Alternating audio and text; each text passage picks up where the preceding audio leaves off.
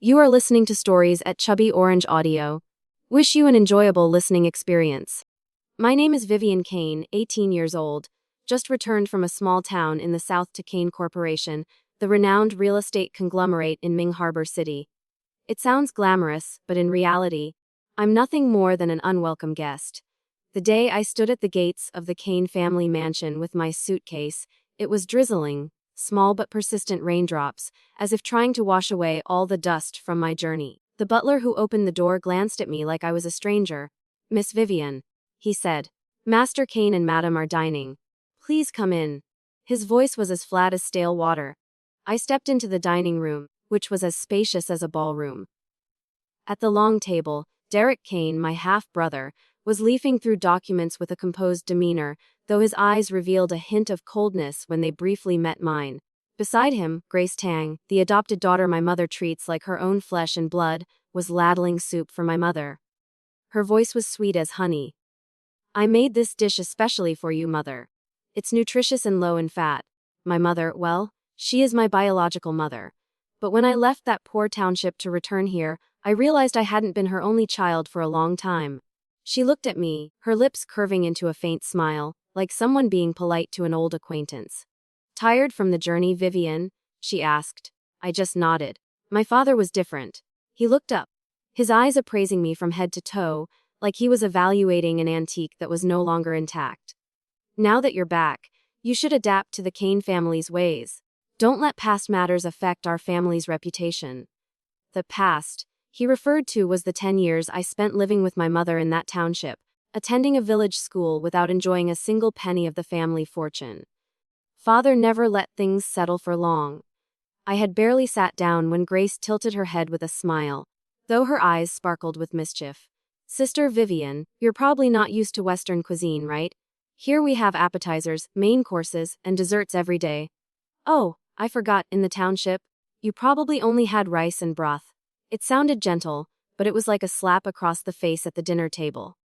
Before I could respond, a system voice rang out in my head, a deep, slow male voice with clear disdain. "No T target identified. Necessary to shatter this girl's fake halo within 30 days. I startled. Who was speaking in my head? "My name is Marcus, a special support system. Sorry, the host has no right to refuse. Your goal isn't to win their favor, but to crush them with achievements."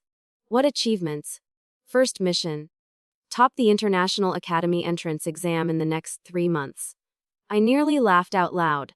3 months, when I just transferred from a village school to one where rich kids had been studying since childhood. But the system's voice left no room for protest. "No time for complaints. I'll upload foundational knowledge into your brain over the next 72 hours. Prepare for headaches." The dinner stretched on like a closed-door interview. Father asked about my grades, Derek questioned my future plans, while Grace constantly shared stories about her own outstanding achievements. I sat quietly, memorizing every glance, every word. The next day, I entered Bright Star Academy, where only 2% of the city's students qualified for admission. Right at the gate, I heard whispers. "Who's that girl?" "I heard she's Kane's illegitimate daughter. Probably here to leech off the family." In class, the last seat by the window was mine. I hadn't even warmed the chair when Mason Zhao, the notorious playboy, turned to look at me with a half-smile. "I heard you got in through connections. Hope you won't drag down the class average." I smiled back. "Don't worry, I don't want to drag anyone down. I just want to rise above." This response caused a stir among the surrounding students, and Mason frowned. The entrance test for AI programming was held that very day. The assignment? Write an algorithm for robotic object recognition. I sat down, closed my eyes for a few seconds, and the system began flooding my brain with knowledge like opening a floodgate. "Stay calm, I'm running sample algorithms. Don't make me lose face." When I submitted my work, there were still 30 minutes left. The teacher graded it on the spot, his eyes lighting up. "Who taught you to write such optimized code?" I just shrugged. "Self-taught." When scores were announced, I ranked first in class. Mason came second, but with a significant gap. Both achieved maximum points, but Vivian's solution was 40 lines shorter. The teacher announced this to the entire class, causing an uproar. Mason forced a smile. "Consider yourself lucky." I replied gently. "Luck only comes to those who are prepared." That evening's family dinner was like a stage performance. Grace boasted, I was praised by the teacher at the debate club today. Father nodded approvingly. I remained silent. Derek glanced over. I heard you topped the programming test. Not bad, but don't get delusional, one test doesn't prove anything. The system immediately chimed in. He just signed his name on the slap list. Let me arrange a beautiful strike for you. That night, the system announced a 48-hour hackathon at the academy. Prize full-year scholarship. Register immediately, I ask. With whom? The opposing team captain is Mason, and the one behind sabotaging your chances of victory is Grace. I smiled. If this was a game, I'd just drawn my first trump card. The next morning, as dawn broke, I was already at Bright Star Academy's gates. The school entrance was unusually bustling, with groups of students clustered together, holding registration forms and chattering excitedly. As soon as I walked through, I heard a female student's voice. This year's hackathon will definitely be won by Mason's team. He already won last year. Another chimed in, not to mention he has the strongest technical team in school. Who would dare compete? I just smiled. System Marcus spoke in my head with his steady tone. Today marks your first step to silence all the contempt. Go register. I approached the registration table. The supervising teacher looked at me, somewhat surprised. You want to participate too? This competition is very intense, running continuously for 2 days. All-nighters are normal. I nodded. I'm registering as an individual. The entire registration table fell silent. A male student burst out laughing. This girl has guts. Individual entry in a hackathon. She's definitely going home early. I didn't respond, just took my contestant badge and walked away. The academy's main auditorium was decorated like a tech battlefield. Tables were arranged in sections, each with team names and member counts. I sat in the corner, my table having only one chair. In the center of the auditorium, Mason's team stood out in white uniforms with logos printed on their chests. Mason saw me and frowned slightly. Are you sure you know what you're doing? This isn't child's play. I replied, exactly, and I'm not playing. The loudspeaker crackled as the judge read the challenge. Within 48 hours, teams must create a program to control a drone model capable of recognizing and avoiding obstacles while completing a simulated delivery mission. As soon as I finished reading the prompt, the system announced, I'll support the main framework, but you must handle all testing and debugging yourself. This is a test of your adaptability. I began sketching data processing diagrams, writing basic command segments. Around me, keyboards clattered continuously as everyone worked under pressure. In the afternoon, I left my seat to buy water. When I returned, my computer screen was black. I turned it on to discover all my data had been wiped clean. The system immediately reported, someone plugged a device into your computer while you were away. I saved a backup, but we lost nearly 3 hours. I frowned. Who was it? The signal indicates someone from Grace's group. I took a deep breath. Grace wasn't even participating in the competition, but Mason's team happened to be her close friends. They wanted me to quit from the very start. I reopened my data and got back to work at double speed. By midnight, the auditorium was thinning out. Many teams had members taking turns resting. While I drank 3 bottles of coffee straight, my eyes never leaving the screen. On the second day, with only 6 hours remaining, my model was completing 80% of its tasks but still had bugs in the obstacle avoidance section. I stood up to check the model and caught Mason standing not far away, arms crossed, his eyes full of implications. You're good, but not good enough. The remaining part is the hardest. I smiled. Thanks for the reminder, but I don't need your concern. The system whispered. Activating testing support mode will cost energy, but it guarantees you'll finish on time. How much? About 20% of reserve energy. I agreed. Within 1 hour, I had adjusted the algorithm. The model flew successfully, avoided all obstacles, and delivered to the correct location. The judge called teams to present in order. When my turn came, the entire auditorium fell silent. An individual contestant, and one rumored to have gotten in through connections. Would there be anything worth watching? I began introducing my concept. This model prioritizes speed and accuracy while streamlining commands to reduce energy consumption, allowing the drone to operate continuously for longer periods. I launched the drone. It circled once, avoided obstacles, and landed smoothly at the target point. Applause erupted, no longer accompanied by mocking laughter. When results were announced, my team, which was just me, placed first, with Mason's team second. The judge added, the scores were close, But Vivian's solution had more concise and efficient algorithms, which was the deciding factor. I walked down from the stage, passing Mason, who smiled wryly. "Seems I underestimated you." I replied, "Don't worry, you'll get used to it." That afternoon, as I left the auditorium, my phone buzzed with a message from an unknown number. "Think winning is enough. This game has just begun. GT." The system immediately analyzed. "GT is grace. Prepare for the next round. And this time, it won't just be at school." I looked up at Ming Harbor's sky, the evening sun blazing golden, thinking to myself that if they wanted to play, I'd play to the end. That evening, after I'd just finished showering, System Marcus rang out in my head. "Host, new mission within 7 days. Complete an AI simulation capable of learning and adapting in virtual environments." I frowned. "Are you kidding? Just 7 days?" "Not kidding. This is a requirement for the Academy's internal programming competition. If you win, you'll gain access to the Advanced Research Resource Vault, something those rich kids have always considered their exclusive privilege." I knew well that this resource vault contained all the research topics, data and scholarly works of top professors. If I could gain access, it would be like having the key to unlock every academic door at Brightstar. The next day, the list of programming competition participants was announced. My name stood out at the top, directly below was Mason. Behind him was an entire professional support team, both wealthy and talented. When I entered the lab, I immediately heard mocking laughter. Going solo again this time, or relying on connections? I looked straight at Mason. "I'll win with real ability, and you'll have to acknowledge it." He raised an eyebrow. "I'm waiting to see." The system sent me a basic program framework. "This is just the skeleton. You must add self-learning and self-optimization capabilities yourself." I buried myself in the computer. Lines of code appeared like living characters.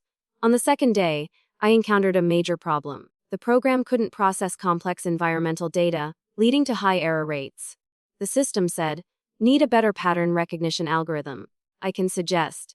But you must write it yourself." I recalled those afternoons in the Township, sitting for hours beside an old computer, tinkering with game code segments. What seemed useless back then had become my weapon now. On the third night, as I was leaving the lab, a stranger walked past my workstation. The next morning, I opened my computer to find all data had been changed to corrupted versions. The system warned, "This person left traces leading to grace." She didn't do it directly but hired someone. I clenched my fists. Instead of getting angry, I calmly opened the backup the system had automatically saved. "Good, you know how to keep a cool head." The system chuckled softly. On competition day, each contestant got a private room with 6 hours for programming. The task: create an AI for a small robot that could navigate a maze, find and transport sample objects outside. When I began, I was completely focused.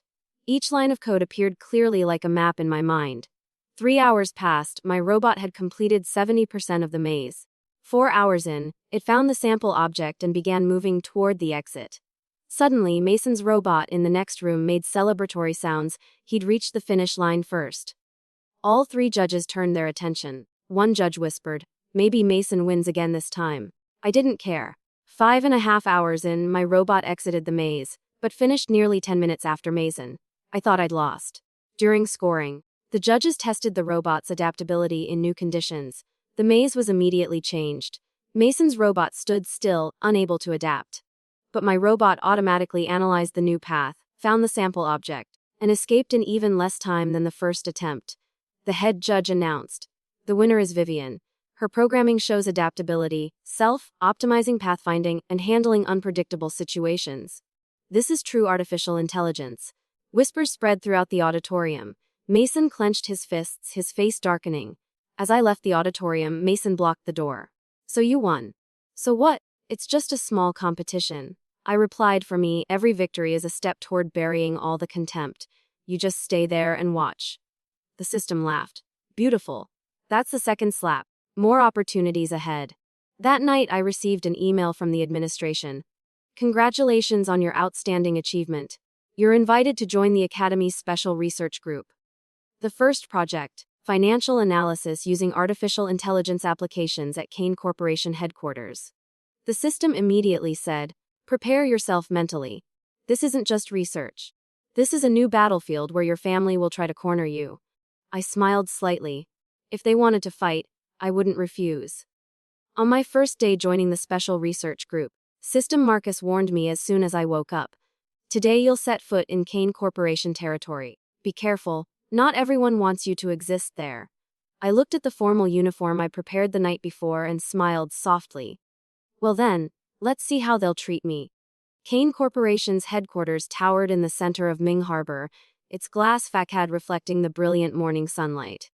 As soon as I entered the lobby, several employees' eyes followed me like they were evaluating an outsider. A receptionist approached, her voice polite but with a hint of probing. "Excuse me, who are you looking for?" "I'm Vivian, starting work with the special research group today." The receptionist looked momentarily surprised but quickly smiled awkwardly. "I'm Miss Kane, please go to the 15th floor." But the research group meets on the 20th floor. The system immediately chimed in. "She's deliberately giving wrong directions to make you late. Go straight to the 20th floor." I said nothing and took the elevator directly to the 20th floor. The conference room was spacious, with a large screen displaying fluctuating stock charts. At the head table sat Derek, legs crossed, laptop in hand, his eyes cold when he saw me enter. Beside him were several middle-aged men, clearly department directors. They glanced at each other, then one said, "Oh, this is the new talent, still quite young." The group leader, Mr. Lewis, gestured for me to sit. "Let's begin. Today's objective is finding solutions for real-time financial analysis, predicting market trends to optimize Kane Corporation's investment portfolio." As soon as Mr. Lewis finished, Derek spoke up. "I suggest my team and I handle the main part.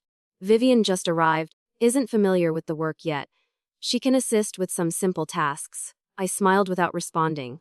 The system snickered. "He's paving the way to turn you into a decorative vase. Just wait." The discussion lasted over an hour. Derek's team continuously presented charts and predictions. They spoke fluently, but I noticed they were using last month's data. The system confirmed, they're deliberately ignoring the latest data because their predictions would look better, but the market has actually changed. When Mr. Lewis was about to conclude, I raised my hand. "Excuse me, I think Derek's team's forecast will have problems within 2 weeks." The entire room turned to look at me. Derek frowned. "What are you basing that on?" I walked to the screen, plugged in my USB, and displayed a new analysis model based on the self-optimizing algorithm I'd tested in the previous competition. The chart appeared, my forecast line completely different, showing the market would reverse sooner than they thought. Mr. Lewis studied it carefully, then ran updated data. The results matched my predictions perfectly. Indeed, Derek's team's numbers are outdated because they ignored recent fluctuations. Mr. Lewis said.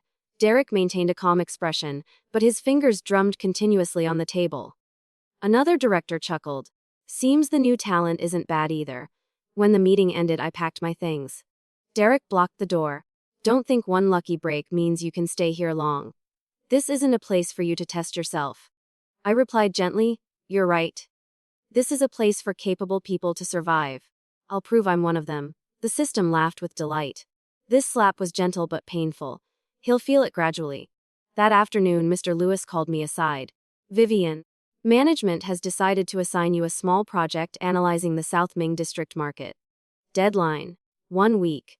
I knew this was a project many teams had abandoned because the data was messy and difficult to process. The system said immediately, "It's a trap. They want you to fail so they have an excuse to remove you." I replied, "Then I'll turn this trap into a launching pad." The next 7 days, I practically lived in the lab. The system helped filter data while I analyzed every factor from housing policies and migration trends to construction material price fluctuations.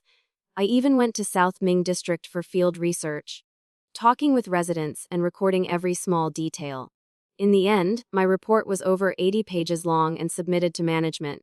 I didn't expect much, just knowing I'd done my best. At the following week's meeting, I was asked to present. I delivered my findings coherently, offering 3 development scenarios and corresponding solutions for each situation. When I finished, Mr. Lewis nodded. "Accurate data, clear proposals. The South Ming project will proceed according to Vivian's recommendations." Another director added, "Didn't expect this girl could do it." Derek remained silent, but his eyes had changed from contempt to wariness.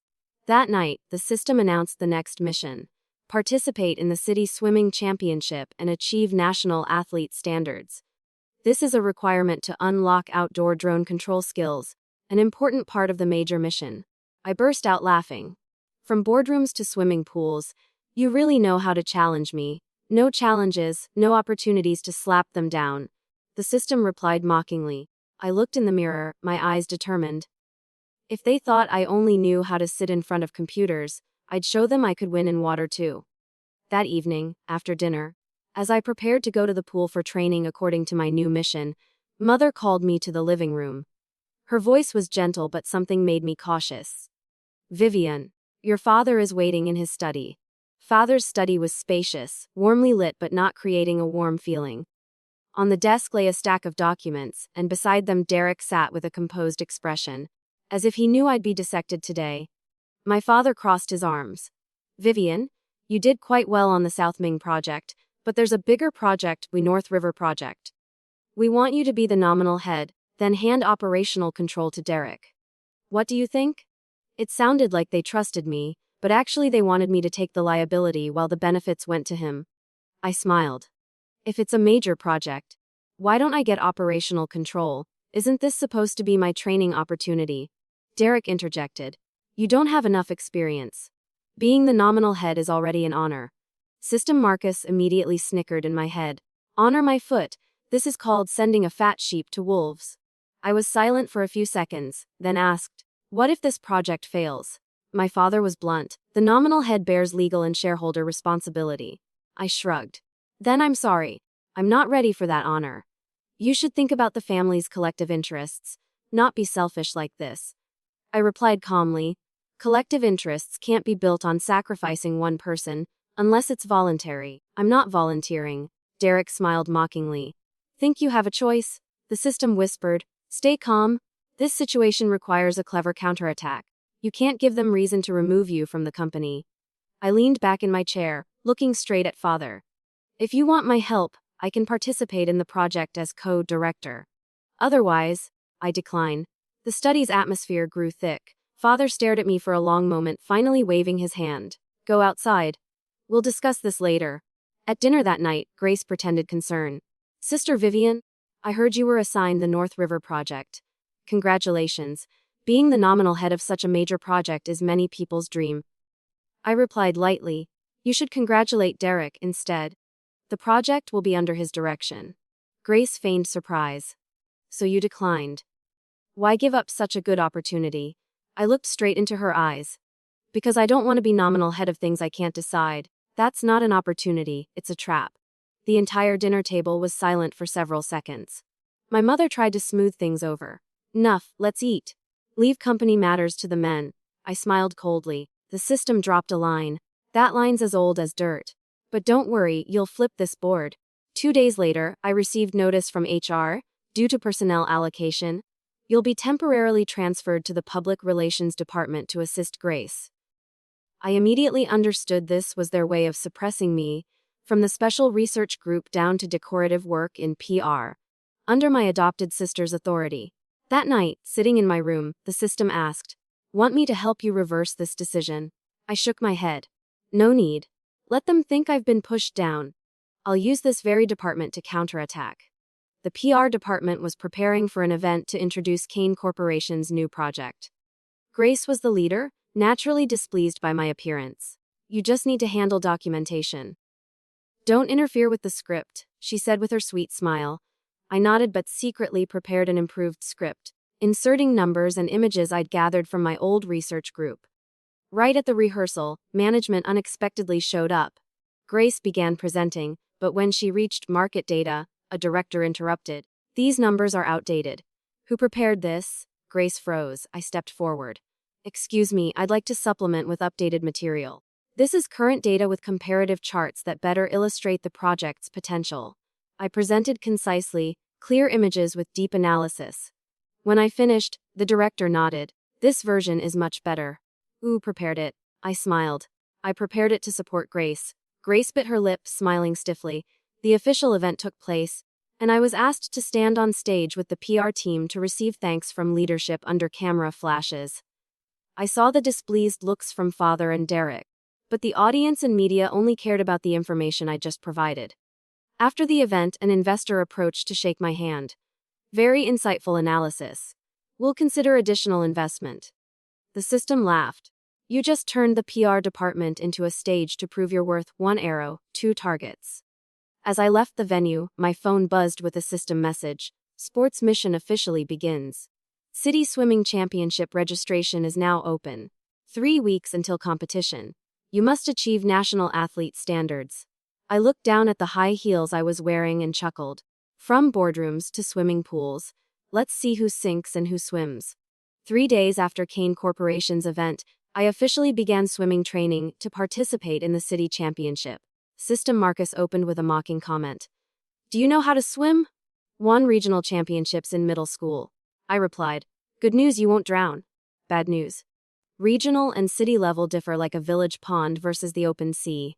On my first day at Ming Harbor Pool, where professional athletes gathered, I immediately heard a cold male voice behind me. Lane 5 is mine. Find another. I turned to see a tall guy with broad shoulders, tan skin, and sharp, cold eyes. Adrian Hand, the coach, approached. Adrian is a national team member. He'll temporarily supervise your training. I frowned. I need a coach, not a babysitter. Adrian looked me over. You need someone to fish you out if you drown. The system burst out laughing in my head. Hearing that makes me want to make him drink pool water. Adrian had me do a 200-meter freestyle trial. I dove in, feeling my body merge with each wave rhythm. When I touched the wall, he looked at the timing board and frowned. 1 minute 58 seconds. Not bad for a beginner. I gripped the pool edge, breathing steadily. Thanks, but that was my warm-up. That entire session, I persisted through every drill he gave without complaining. By the end, Adrian was somewhat surprised. You can handle this volume. Many beginners quit halfway through. I replied, people who quit halfway aren't here. That night when I got home, Mother called me upstairs. Vivian, I heard you're participating in a swimming competition. Just drop it. You don't need to prove anything. Losing face means losing the family's reputation. Grace stood beside her, feigning concern. Sister, that competition has all the top athletes. If you lose, outsiders will think you're just showing off. I smiled coldly. Then let them think I'm showing off, with victory. The system chimed in. That comeback was salty enough to make fish jump onto shore.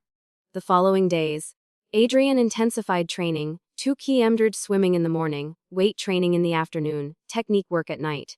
Some days I was so sore that stepping out of the pool left my legs shaking. He tossed me a water bottle. Want to quit now? I opened it and drank deeply. No problem.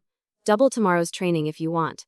Adrian's eyes briefly changed, no longer contemptuous but evaluating. 1 week before the competition, while practicing starts, I felt my right leg cramp severely. Adrian immediately jumped in and pulled me to the pool edge. You're cramping. Take a break. I gritted my teeth. No, I need to complete today's training. He looked at me for several seconds, then nodded. Fine, but use proper technique to avoid injury. The session ended. Adrian spoke quietly. You're different from others I've coached. They fear pain, you treat pain like part of your meal. I just smiled. Right before the competition, Derek unexpectedly appeared at the pool with a group of reporters. He spoke loudly. I heard my sister will compete. Today let's see if she's worthy to represent the family. A reporter asked, what if she loses? Derek replied bluntly, if she loses, she should withdraw from all Kane Corporation projects. I looked at him and smiled. So if I win? He hesitated. If you win, I'll publicly apologize to the media. The system chuckled. Perfect, let him sign his surrender papers early. The stands were packed. Media cameras focused on lane 5 where Adrian and I were competing in the 400-meter individual medley. The whistle blew, I dove in, water spraying everywhere. For the first 2 laps, I maintained steady pace. In the final lap, I accelerated past my closest competitor. When I touched the wall, the electronic board showed 421 national athlete standard. The stands erupted. Adrian patted my shoulder lightly. Welcome to the next level. Before the media, Derek was forced to approach the microphone. I apologize for doubting Vivian's capabilities. Camera flashes popped continuously. I just smiled and bowed my head. Thank you for your support. I hope we'll trust each other more in the future. The system said immediately, trust each other. You just gave him a wave-powered slap. What's left to trust? As I stepped down from the stands, the system announced, next mission participate in the charity auction gala of the financial elite. Objective win an antique painting, even if it means bidding against the Kane family. I dried the water drops still on my neck, the corner of my mouth curving up. From swimming pools to auction rooms. Let's see who wins in this art battlefield. 3 days after the swimming competition, I received an invitation to attend the spring charity auction organized by the Financial Elite Alliance. The invitation clearly marked, special guest Vivian, distinguished invitee. System Marcus immediately mocked upon seeing it. Hearing distinguished makes me smell a trap, especially when the main sponsor is Kane Corporation. That evening, I entered the main hall of Celestial Hotel where the auction was held. Crystal chandeliers cast light down on my ocean blue silk dress. Each step resonated with the rhythmic sound of high heels. Immediately, I caught the eyes of Grace and Derek. Grace smiled sweet as honey. "Sister, you came too? I thought you weren't interested in such luxurious things." I replied lightly, "Luxurious or not depends on whether it has value to me." Derek glanced at me. "I heard you want to win the landscape painting. Afraid you don't have enough strength." The system whispered, "That sounds like provocation. If you don't win that painting, they'll have reason to mock you all year." The auction began. The first items were sold one by one, prices reaching millions of yuan. The landscape painting appeared in the middle of the program, an ancient Qing dynasty piece with soft brushwork and vivid ink like flowing water. The host opened with a starting bid of 5 million yuan. Immediately, a series of numbered paddles rose, including Kane Corporation's. The price quickly climbed to 12 million. The system reminded, "If you only bid with money, they'll drive the price until you have to quit. Need a different strategy?" I nodded slightly. When the price reached 15 million, I signaled the auction manager, requesting to speak before the entire hall. I stepped up to the microphone. "This landscape painting isn't just artwork. It was personally gifted by the late artist Master Gu to a benefactor's family, someone who saved him from wartime disaster. That person, coincidentally, was my grandfather." The room buzzed. I continued, "Therefore for me, this isn't simply buying and selling, it's returning a family heirloom to its rightful place." The system laughed. "Now if they want to drive up prices for fun, they'll be seen by the entire hall as destroyers of righteousness." The Kane Corporation bidder hesitated. Derek glanced at Grace, looking uncertain. Finally, he still tried bidding 16 million. I didn't blink. 20 million. The entire hall gasped. The system snickered, throwing money at the right moment effective as lightning. At this point, another corporation's chairman stood up. "If it's a family heirloom, I think we should let Miss Vivian have it. Continuing to bid would be a joke." The atmosphere shifted. Derek was forced to lower his hand. When I signed the payment slip, the MC handed over the painting saying loudly, "Congratulations to Miss Vivian for successfully returning the landscape painting to her family." Camera flashes went off continuously. I turned to Derek with a smile. "Thank you for supporting me today." He only replied with a forced smile, jaw clenched tight. Just as I got in my car, my phone buzzed with a system messages. "Family mission. Protect the painting. In the next 48 hours, someone will try to sabotage or steal it." I leaned back in my seat, closing my eyes. Just finished mind games, now it's physical confrontation. "Fine. This is even more interesting." The system replied, "Hope you're ready for a sleepless night." The car drove past an intersection, yellow lights casting through the windows. In the reflection, I saw a black car that had been following since leaving the hotel. The corner of my mouth lifted. The game might be starting sooner than expected. The black car had been tailing me since leaving Celestial Hotel. My driver, Uncle Lou, checked the rearview mirror. "Miss, someone seems to be following us." I smiled slightly. "Just drive normally, Uncle Lou. Don't call police yet." System Marcus rang in my head, planning to play cat and mouse. I like it. But remember, this game's only fun when the cat wins. My car turned onto Huaining Road, a long street with few lights and virtually no pedestrians at night. The black car immediately accelerated, trying to get close. I pretended not to notice while texting Adrian, tail at Huaining intersection. Less than 5 minutes later, the black car overtook and blocked us. 4 men got out, all dressed in black with masked faces. The leader jerked his chin. "Get out. Hand over the painting." I opened the car door and stood straight, voice calm. "Are you gentlemen sure you know what you're doing?" The system whispered, "If not, you should teach them a course in target selection 101. When one guy was about to charge, the roar of a motorcycle engine came from the distance. A bike braked hard right in the middle of the road. Adrian got off, holding a collapsible baton. Want the painting? Get past me first. I thought to myself, if you want to play hero, go ahead, but don't blame me if I steal your grand finale later. The fight broke out quickly. Adrian took down two guys. I kicked down one who was trying to circle behind, and the leader, seeing the situation turning bad, pulled a knife to threaten. I tilted my head, picked up a piece of brick from the roadside, and threw it straight at his hand. The knife fell, he clutched his hand and backed away. Adrian grabbed the leader by the collar and pulled down his mask. I squinted. Lu Jung, aren't you Derek's new assistant? He stiffened, not answering. The system laughed coldly. Need me to open the list of exposed villains? This guy should be at the top. Adrian called the police while I took several photos as evidence. I knew that just these photos getting out would make it hard for Derek to escape suspicion. Thinking it was over, when I returned to the mansion, the butler reported, "Miss, the painting room was just broken into, but fortunately the landscape painting is still intact." I entered the room, saw the pride window frame, and immediately understood this was a two-layer plan. The system reminded, "This script is familiar, attacking outside while attacking inside." If you hadn't returned in time, the painting would definitely be gone. I immediately requested secret cameras and motion sensors around the painting room. Additionally, I gave the painting to Adrian to keep temporarily in the swimming club's security vault.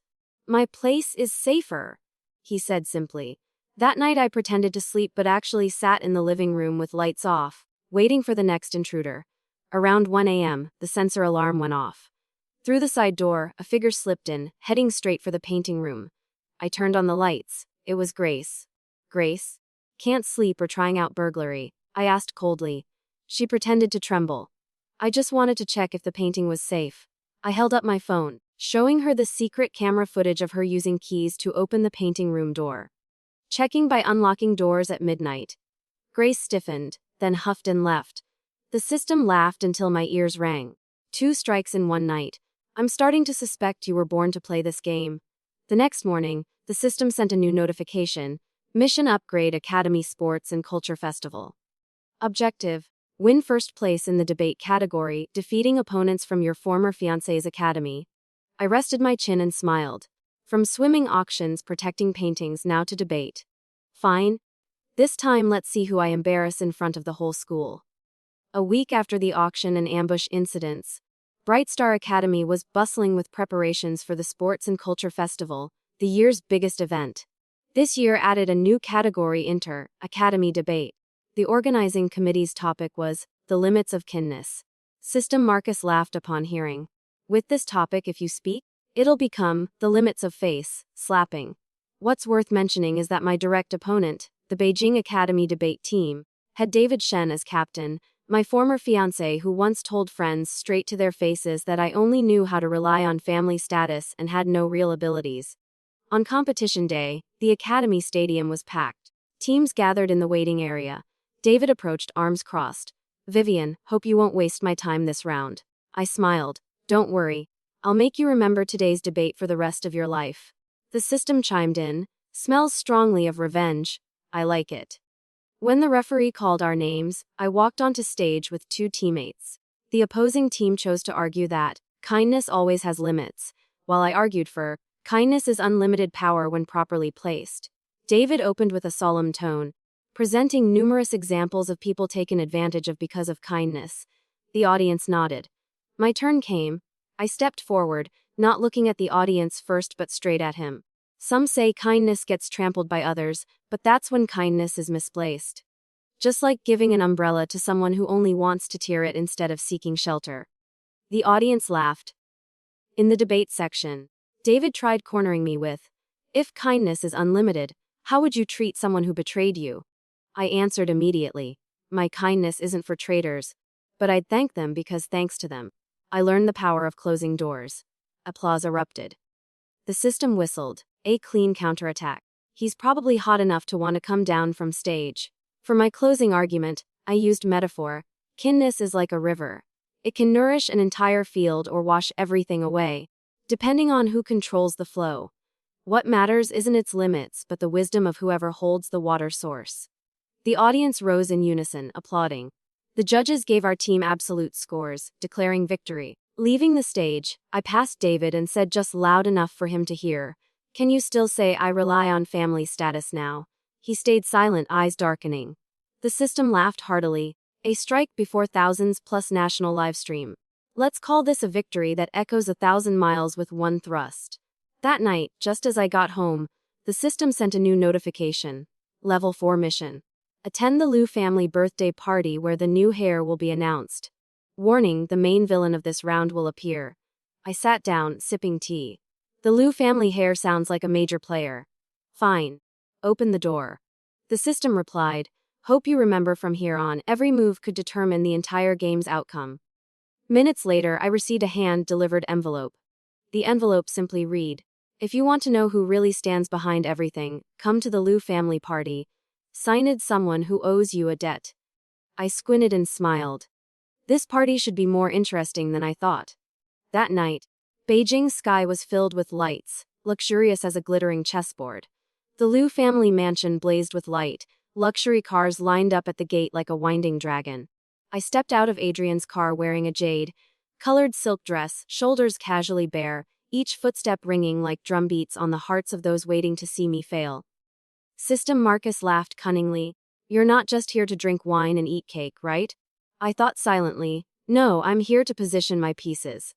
Just entering the hall, I saw Grace in a red dress, arm linked with a powerful-looking middle-aged man. She smiled. "Sister, you were invited too. I thought this party was only for valuable people." I replied lightly, "Yes, I thought so too. Yet I still see you here?" The system whistled. One sentence and blood was already drawn. When the clock struck 8, the host Harrison Liu stepped forward with a microphone. "Today I want to introduce the Liu family's new heir, Victor Liu." Applause rang out as a tall, elegant young man with a gentle smile stepped forward. But I noticed his eyes swept the crowd, stopping at me with a slight lip curl. The system warned, "This is the high-level villain I warned about, be careful." During the dancing, Victor Liu unexpectedly invited me to the balcony hall. He spoke directly. "I know you're looking for whoever was behind last week's ambush. I also know that landscape painting was bait you deliberately kept." I raised an eyebrow. "And you think you know everything?" He sipped wine and smiled. "No, I only know part, but I'll make you tell me the rest." Right then Grace approached, pretending to accidentally spill wine on my dress. I didn't dodge, just said coldly, "No problem, this dress can be washed. But your reputation isn't as easy to clean." After the incident, the party moved to the charity auction section. Surprisingly, the third item was an original sketch from the same period as the landscape painting. I opened with 1 million yuan. Grace laughed mockingly, raising it to 2 million. Victor looked at both of us, driving the price straight to 5 million. Everyone buzzed with excitement. The system whispered, "He's trying to turn the auction into a psychological test. If you quit, he'll think you're weak. If you continue, you have to play by his rules." I raised the bid to 10 million. Excited chatter erupted. Victor smiled slightly, then suddenly withdrew. The host hammered down, "The item belongs to Miss Vivian." I turned to him. "Thank you for yielding." He replied, "No, I just wanted to see how much money you're willing to burn to win." When the party was ending, I quietly approached Harrison Liu, giving him a photo album containing complete evidence of Liu Zheng, Derek's assistant, participating in the ambush. "Mr. Liu, I think you'd want to know who's disrupting the auction market that the Liu family sponsors." He flipped through it, his eyes growing cold.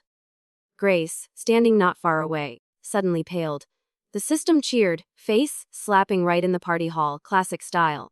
Before leaving, Victor found me again. "You won this round, but from now on we're playing together. I want to see how long you can hold out when the chessboard has more than 2 sides." I smiled. "Games are only interesting with multiple players, but remember not to let me checkmate you." The system said softly, "Get ready. Level 5 mission, just opened, 3-way game." The next morning, System Marcus immediately announced upon activation, Level 5 mission. Survive the 3-way game, duration 14 days. Objective: maintain advantage over both Victor Liu and Derek while discovering the third force. I sipped tea while replying, "This time it's not just maintaining advantage. I want to flip the entire board." That very afternoon, I received a collaboration invitation from a Class A media company, but upon investigation, I learned its chairman Kevin Chu was actually the third party behind spreading false information in elite circles. I came to the meeting carrying a USB with video evidence of one of their famous hosts taking money to smear rival brands. Kevin smiled. "What do you want?" I replied curtly, "I want you to choose sides, and I don't like working with fence sitters." The system chimed in, public declaration of war. I give you 9 points for audacity. 3 days later, Victor held a major press conference announcing Liu family investment in a new academy project. It sounded harmless, but I knew this academy was backed by Derek, meaning he was trying to turn an old rival into an ally to corner me. That night, Victor called, "You'll lose if you don't choose sides." In this game, neutrality means being devoured. I laughed. "You forgot something. I'm not neutral. I'm the one who sets the rules." At the Academy Symposium, I unexpectedly appeared as the main speaker. Thanks to the system's suggestion for an alternative path, sponsoring full scholarships for poor students at this academy with conditions for transparent fund disclosure. Before the media, I said, "An academy's true value doesn't lie in its backers but in those it trains. If anyone feels offended, sorry, that's their problem, not mine." Whispers spread throughout the hall, cameras flashed continuously. The system chuckled, one strike hitting both factions simultaneously. Beautiful. Right after the symposium, I received an anonymous message, "Be careful. This game wasn't started by them. The one who opened the board once stood beside your father." My heart trembled slightly. My father died years ago in a mysterious business accident. If this message was true, the third force wasn't just Kevin Chu, but someone directly connected to my past. That night, I deliberately arranged a meeting between Kevin Chu, Victor Liu, and Derek in a VIP room at Royal Tower Hotel. When all three sat down, I placed an envelope before them containing a contract, but the terms made all three fall silent.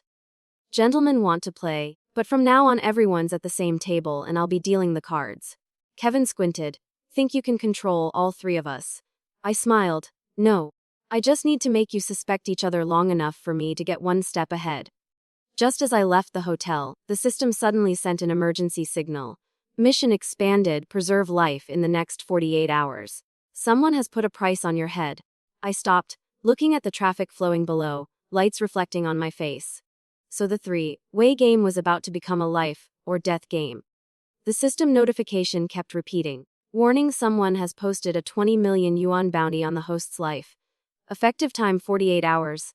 I stood by the apartment window, looking down at Beijing's noisy traffic. Lights reflecting off the water glass in my hand. It was a strange feeling, knowing someone wanted you dead but being calm enough as if waiting for a chess game to end. The system said softly, "This time there's no retreat, either you win or get erased from the board." I nodded. "Then let's win." That afternoon, I publicly posted on social media, "Tomorrow I'll reveal the identity of whoever's behind everything at Royal Tower Hotel, conference room on the 28th floor." The post immediately caused a storm. Reporters, bloggers, and interested parties all paid attention. I deliberately made myself public bait. The system asked, "Are you sure?" I replied, "To catch big fish, you need fragrant enough bait." The next day, the conference room was packed. Victor Liu, Derek, Kevin Chu, all three were present. On the large screen behind me was a collection of videos, documents, and contracts, all proving the three factions had secretly cooperated to bring down rivals, while quietly eliminating me. I opened the mic. "Gentlemen, today I'm not here to beg or make excuses. I'm here to settle accounts. I've been playing this board from the beginning, and now I'm cleaning up." When the video ended, I pulled out a final dossier, investigation files on the business accident that caused my father to lose everything years ago. It contained Kevin Chu's signature. I threw the dossier on the table. "You're not just the third force. You're the one who pushed my family into the abyss. And today I'm dragging you into the light." Kevin paled, tried to stand but was immediately restrained by security forces Adrian had arranged. Police appeared with arrest warrants. Derek looked at me coldly. "Think this is over?" I replied, "No, but at least today you have no more tools to play with." Victor stood silent for a long while, then sighed. "You won, but remember, there isn't always someone to rescue you." I looked straight into his eyes. "I've never needed anyone to rescue me. I just need them not to block my path." That evening, Beijing still blazed bright, but for the first time in months I felt I could breathe easier. System Marcus rang out. "Level 5 mission complete. Bonus points 500. Congratulations, host, for surviving the three-way game. The choice to continue or leave the system is yours. I sat on the balcony watching distant lights, slowly replying, not leaving, because there are many more chessboards waiting for me. The system chuckled softly, then welcome to the new round, but this time you hold all the pieces. Night winds swept through my hair, car sounds echoing from afar. No one was pricing my head anymore, only one thing remained: the path I chose. True worth isn't determined by others' initial judgments or family circumstances, but by one's willingness to develop skills, face challenges head on, and prove capabilities through consistent action rather than words. Success requires not just talent but strategic thinking, knowing when to stay silent, when to strike back, and how to turn apparent disadvantages into opportunities for growth. Most importantly, revenge through achievement is more powerful and lasting than revenge through destruction, as building yourself up while others tear themselves down creates sustainable victory. Thank you for taking the time to listen to today's story. I truly appreciate your comments, feedback, and thoughts. Don't forget to like, comment, and subscribe to support the channel. See you again in the next story.